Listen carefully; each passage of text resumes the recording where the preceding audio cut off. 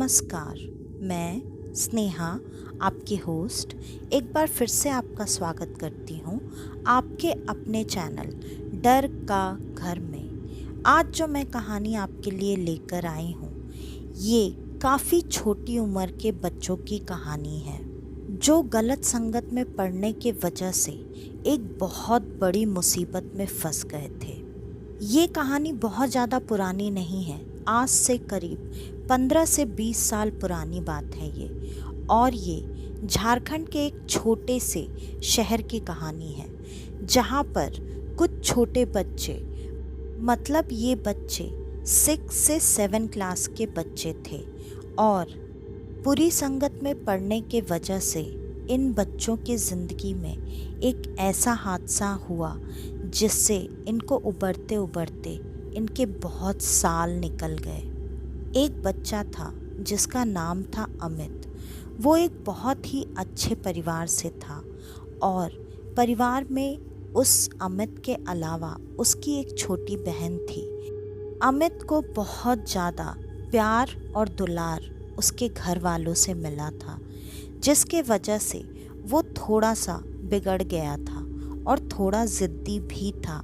लेकिन घर वाले उसकी इन चीज़ों को ये कहकर टाल दिया करते, बच्चा है, जब बड़ा होगा तो अपने आप सारी चीज़ें समझने लगेगा।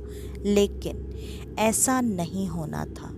उसको घर से खर्च करने के लिए काफ़ी पैसे भी दिए जाते थे, जिसको शुरू में वो अपने दोस्तों के साथ, स्कूल के दोस्तों के साथ पार्टी करने में, मतलब खाना पीना और जो भी चीज़ें रहती थी, जैसे कहीं घूमने जाना, तो उसमें अगर उसके किसी दोस्तों के पास पैसे ना भी हों तो अमित हर बार आगे से सारा खर्चा खुद से उठाया करता था।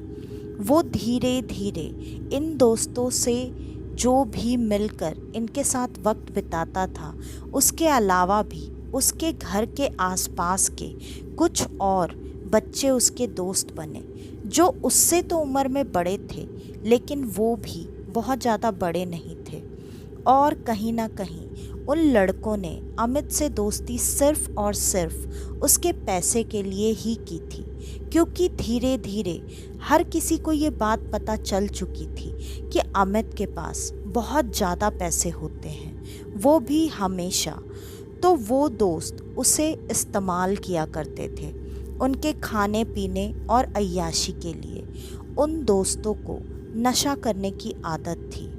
नशा में एक ऐसा नशा जो कि बच्चे शायद उस समय नया नया जान रहे थे, और जब वो नशा करते तो उन्हें उन चीज़ों से बड़ा मज़ा आता था।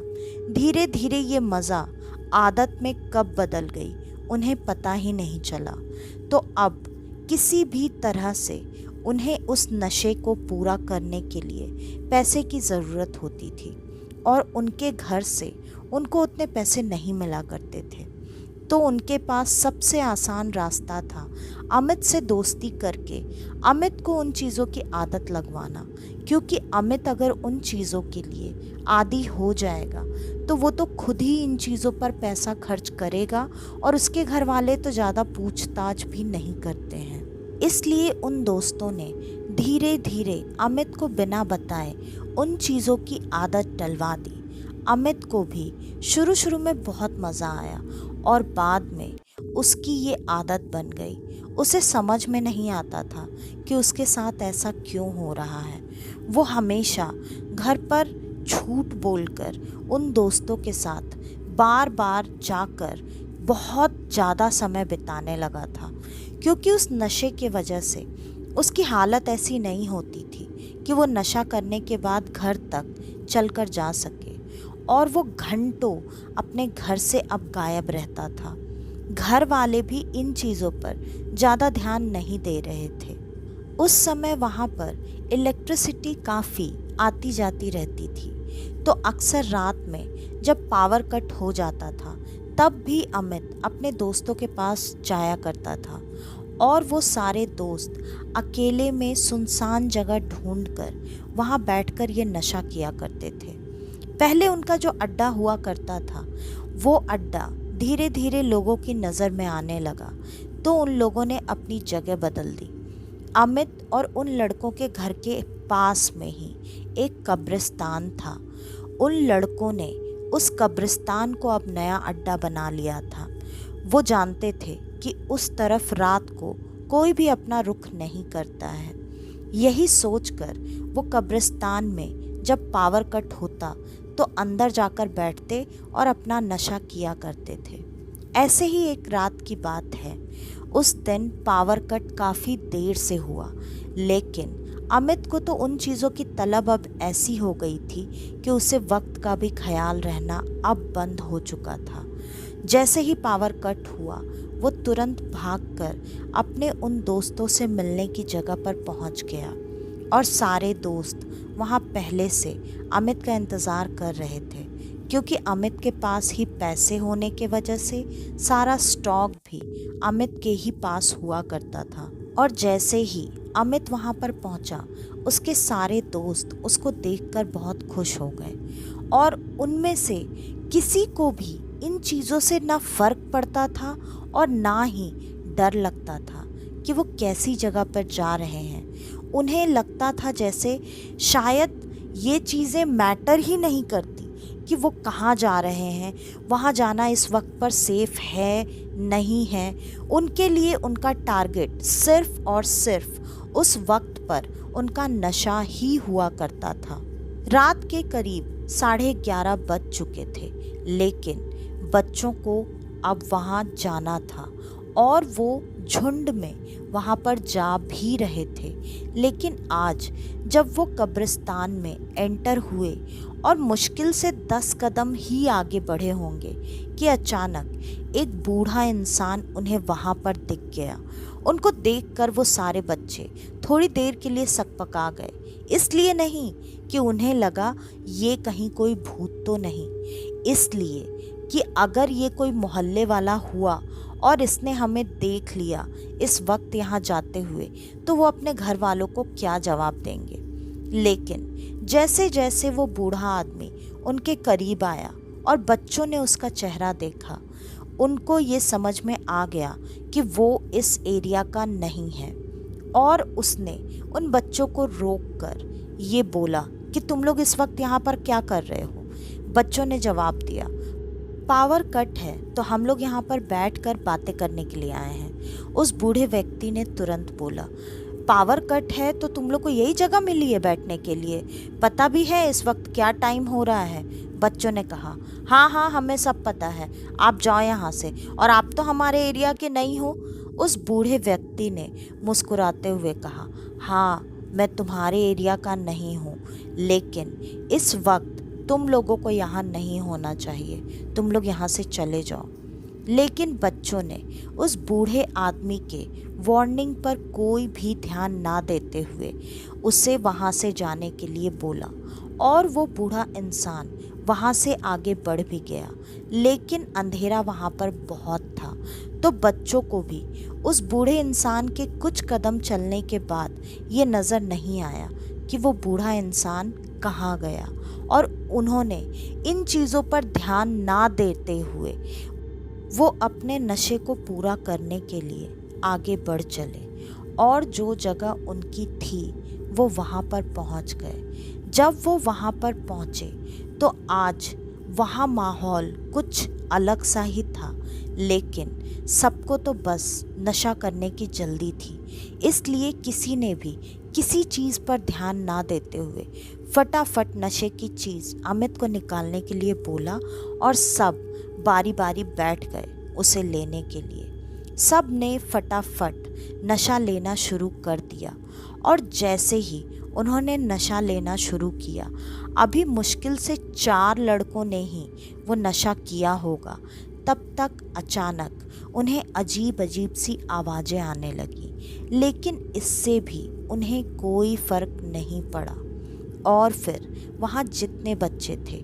सब ने वो नशा कर लिया और सब उस नशे के सुरूर में झूमते हुए वहीं पर बैठे रहे और वो अपने नशे का मज़ा ले ही रहे थे कि थोड़ी देर में उन्हें अजीब अजीब सी चीज़ें वहाँ पर घूमती हुई और इधर से उधर होती हुई सी महसूस होने लगी। लेकिन नशा उनके ऊपर इतना ज़्यादा हावी था कि उस वक्त भी उन्हें कोई ख़ास फ़र्क नहीं पड़ रहा था उन चीज़ों से।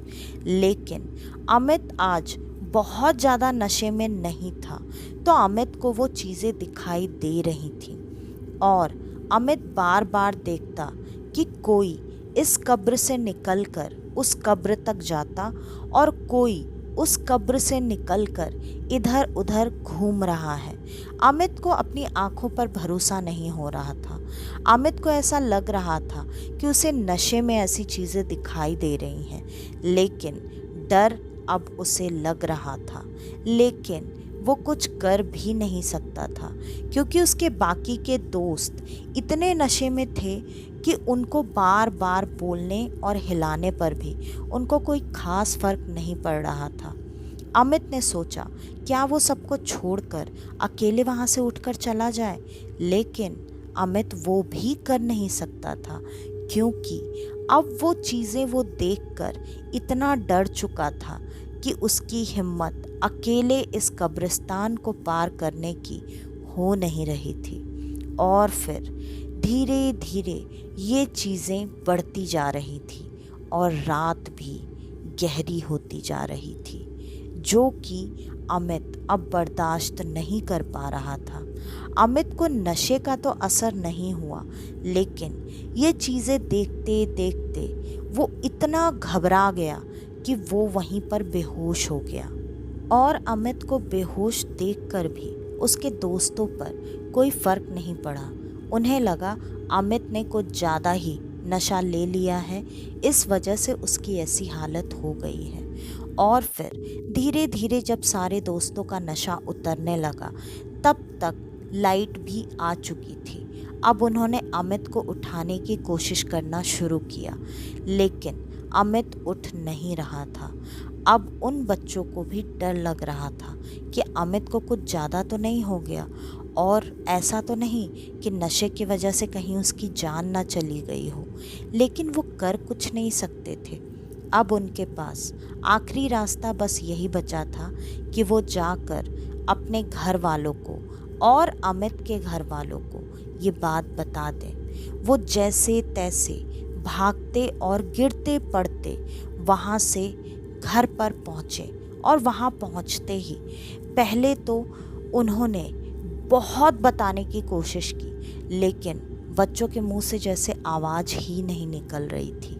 फिर भी उनमें से एक बच्चे ने अमित के पेरेंट्स को बताया कि हम लोग वहाँ कब्रिस्तान के पास गए थे, अमित को कुछ हो गया है, वो वहाँ बेहोश हो गया है। घर वालों ने सारे बच्चों को डांट लगानी शुरू की, लेकिन अमित के पेरेंट्स ने बोला बाद में आप अपने बच्चों को डांट लीजिएगा, पहले चलिए चल के देखते हैं मेरे बच्चे को हुआ क्या है, और वो वहाँ अकेले पड़ा हुआ है। अभी रात के करीब करीब 3 बज चुके थे। ये वक्त सबसे खतरनाक समय होता है, लेकिन ये बात घर वाले तो जानते थे, लेकिन अपने बच्चे को ऐसे में वो वहाँ छोड़ भी नहीं सकते थे।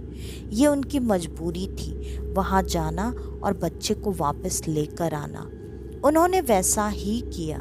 वो भागते हुए सब के सब कब्रिस्तान में पहुँचे, और जब वहाँ देखा तो अमित एक कब्र के ऊपर बेहोश पड़ा हुआ था, जबकि बच्चों के जाते वक्त अमित कब्र के ऊपर नहीं था, अमित तो ज़मीन पर गिरा हुआ था।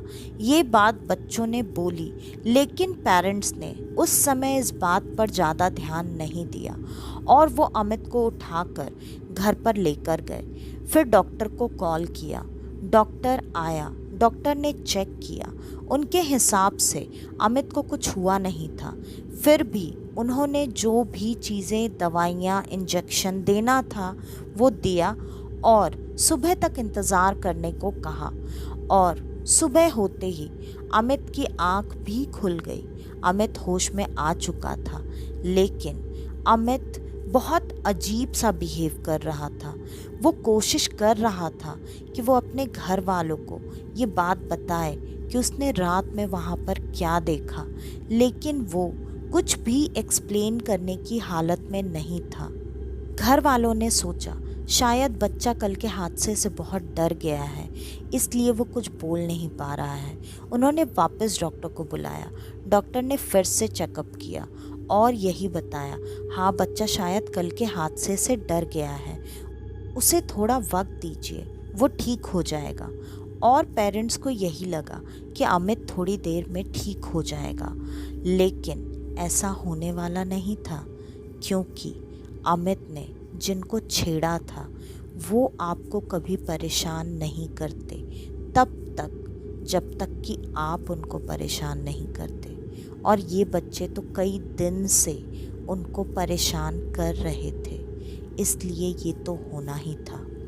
जैसे जैसे शाम होने लगी वैसे वैसे अमित की हालत अब बिगड़ने लगी। अमित अजीब अजीब सी बातें कर रहा था और घर में हर तरफ देख देख कर डर रहा था।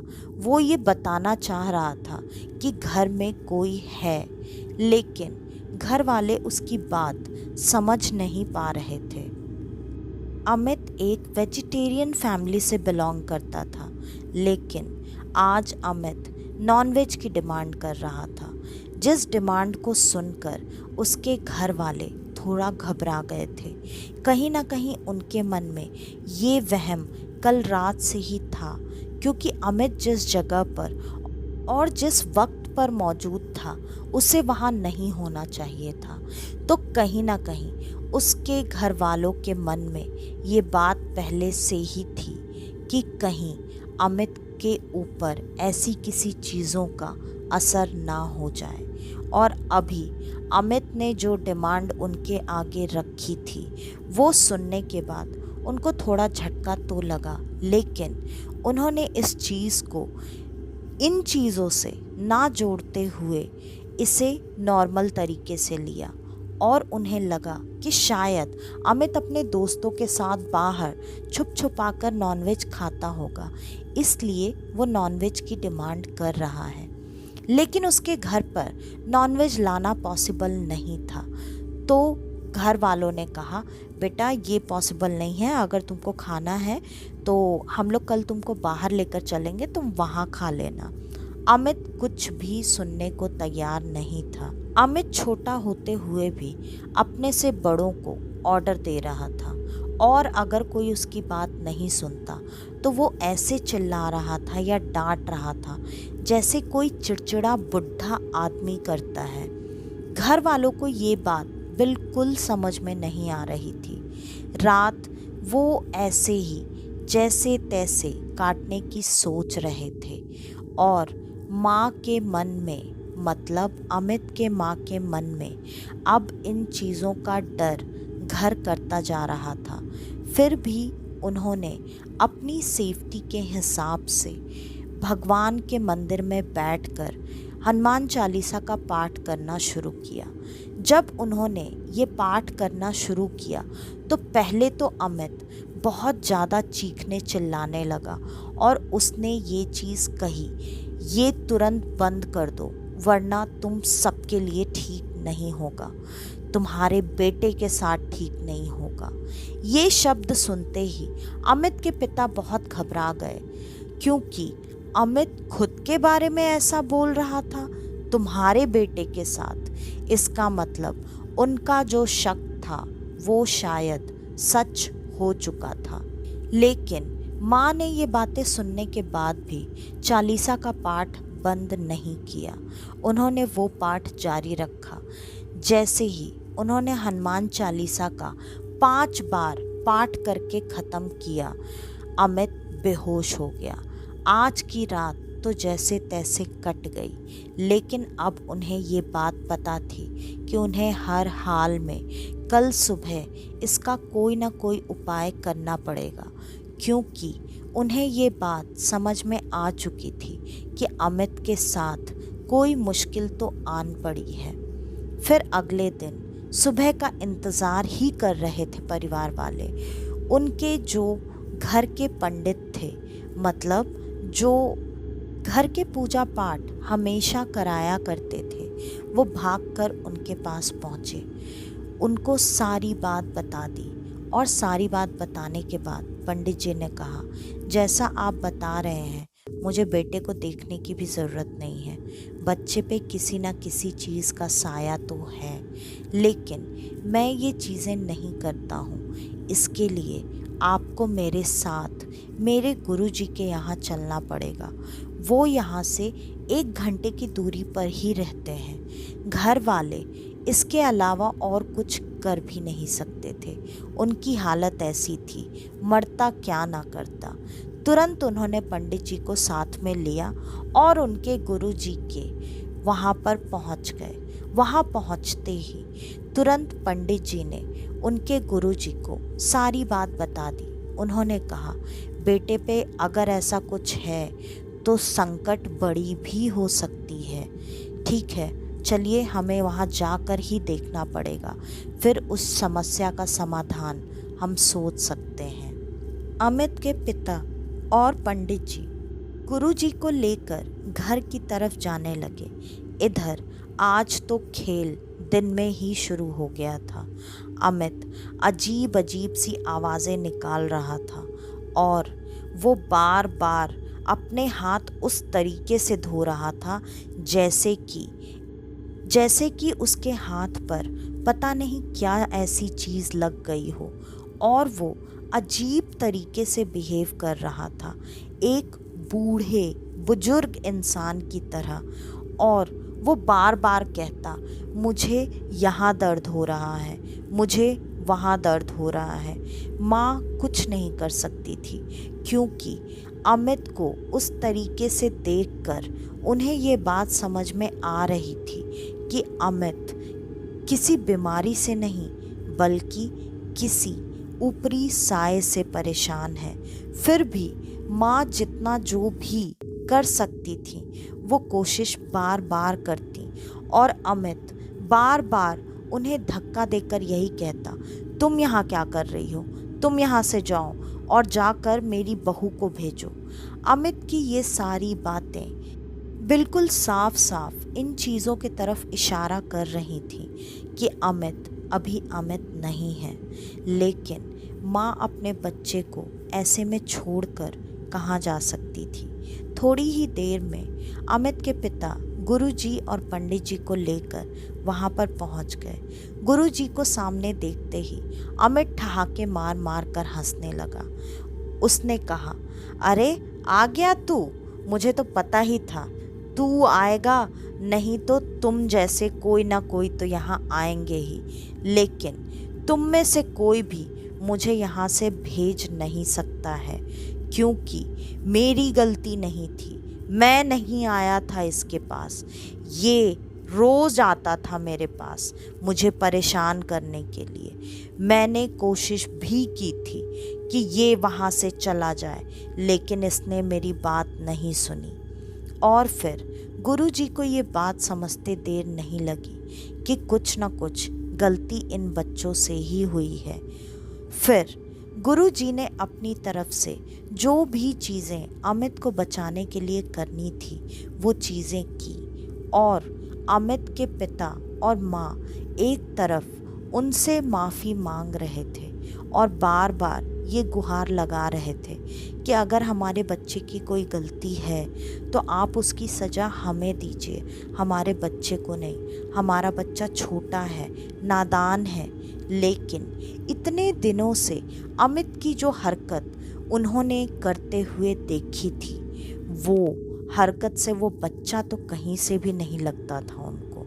और ये बात कहनी गलत भी नहीं होगी कि अमित जो चीज़ें कर रहा था वो गलत थी, तो उनका ऐसे गुस्सा होना भी वाजिब है। फिर भी पंडित जी ने जो भी चीज़ें करनी थी वो चीज़ें की, और आखिरकार वो बड़े और बुजुर्ग ही थे, तो कहीं ना कहीं शायद उनके अंदर वो दया अभी भी थी। इसलिए उन्होंने अमित के माँ बाप की इतनी मिन्नतें करने के बाद और पंडित जी की सारी क्रियाएं करने के बाद अमित को बिना नुकसान पहुँचाए छोड़कर चले गए। लेकिन अमित आज भी उन चीज़ों को लेकर हमेशा डरता है और अमित के पास आज भी बजरंगबली का वो लॉकेट है जो कि उसे पंडित जी ने दिया था।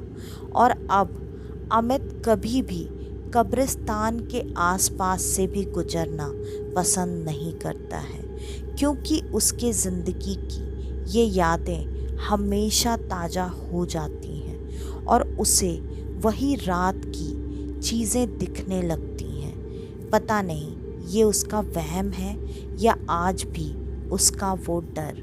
हाँ, ये बात अलग है कि आज अमित ने अपनी ज़िंदगी में एक अच्छा मुकाम हासिल कर लिया है और उसके परिवार में भी सब कुछ ठीक है और अमित अब हर नशे से बिल्कुल दूर है।